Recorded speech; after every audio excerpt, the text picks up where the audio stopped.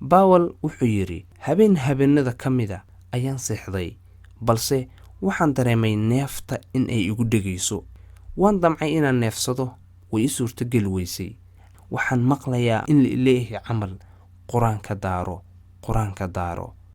ashhadu أن لا alla إله ilaha إلا illa الله Allah وأشهد wa ashhadu أن anna محمدا Muhammadan رسول الله Rasulullah صلى sallallahu الله عليه alaihi وسلم wasallam. الله أكبر. sidoo ku islaamay sargaalkan booliiska ah ee u dhashay dalka Ingiriiska BC Bawel waa sargaal booliis ah oo qaatay diinta Islaamka 5 bil ka hor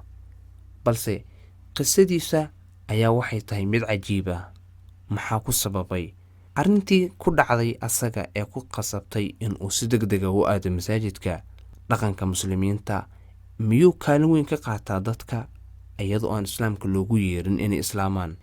barnaamijkeenan maanta waxaan ku soo koobaynaa ama ku soo qaadanaynaa qisada walaal lagu soo biiray walaal ka mid noqday ummadda islaamka laguna magacaabo BC Bawel haddaba waa kuma BC Bawel ku soo dhawaada barnaamijka daawasho wanaagsan asxaabta Mucabdi BC Bawel waa sargaal booliis ah oo u dhashay dalka Ingiriiska wuxuu in badan ka shaqeynayay goob ay ku kulmaan dad kala dhaqan ah diimo kala duwan xambaarsan balse u badnaa dad Carab ah magaalada London meel loo yaqaano Little Beirut ama Beirut yareed ayuu muddo ku dhow 16 sano ka shaqeynayay wuxuu yiri halkaas waxaan kula kulmay dad dhaqamo kala duwan haysta iyo diimo kala duwan dad islaam ah ayaa ku jira dadkan kula kulmay balse waxaan ka bartay deeqsinimo waxay ahaayeen kuwa markii aan xanuunsado ii yimaada aniga oo ii duceeya ama alla ii barya haddaba sidoo ku islaamay Bawel qisada islaamnimada Bawel ayaan soo qaadanaynaa Bawel wuxuu yiri habeenada kamida ayaan seexday balse waxaan dareemay neefta in ay igu dhageyso ama neefta ayaa igu dhageysay waan damcay inaan neefsado way suurto gal weysay mar aan cabaar hardamay kadib waxaan go'aansaday in aan dabcan bal yara fariisto kadib fadhigiisii ama markuu isku dayay inuu yara neefsado wuxuu yiri waxaan maqlayaa ama niyadda iska leeyahay in Ilaahay camal quraanka daaro wuxuu yiri waxaan daartay quraanka kariimka tabletkayga ayaan ka daaray balse markii aan maqlay bismillaahir rahmaanir rahiim iyo aayadaha quraanka oo kaleba waxaad moodaa culayskii saarnaa oo neefta ii diiday inaan neefsado inuu iga degay walaalkeen wuxuu yiri anigu ma dooran islaamka alle ayaa ii dooray in aan islaam noqdo Bawel wuxuu yiri habeenkii ku xigayba waxaan aaday masjidka si aan u soo islaamo kadib markii la tusay mucjisadaas heer aan neefsan waayay quraankii markaan daartay oo dhageysteena neeftii ay u suurto gashay haddaba Bawel qisadaas kaliya kuma sababin balse waxay ahayd mid alla u soo marsiiyay inuu noqdo islaam habeenkii ku xigtay Bawel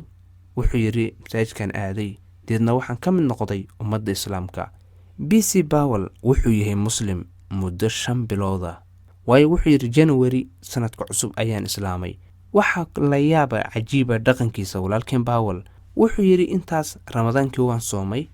5 salaadood igama tagto bale waxa ii dheer 3 habeenimo ama 9 saac oo habeenimo ayaan soo kacaa waxaana tukadaa tahajjud waa arrin milaayiin muslimiina oo ku dhalatay diinta islaamku xitaa aysan sameeynin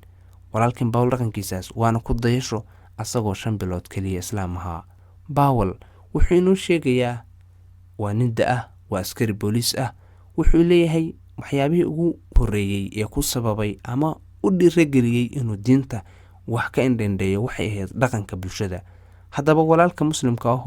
dhaqankaagu wuxuu daliil u yahay dadka aad la dhaqmayso haddii aad qof islaam tahay waxa lagaaga baahan yahay inaad si wanaagsan islaamnimada ugu dhaqanto haddaad islaamkaaga wanaajiso adigoon qofka xitaa diinta ugu yeerin ayuu jeclaan doonaa aniga waxaan goobjoog u ahaa qiso gabaraan muslim ahayn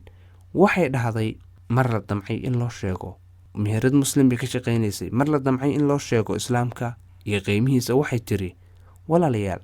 adinka qaar idinka mida hebel iyo hebel iyo hebel islaam ma ahaa. marka la weydiiyey sababta waxay tiri salaada marka la aado oo dadka qaar ama dadka badi ay masjidka aadaan ayagu ma aadaan. haddaba walaal ogow waxaad samaynayso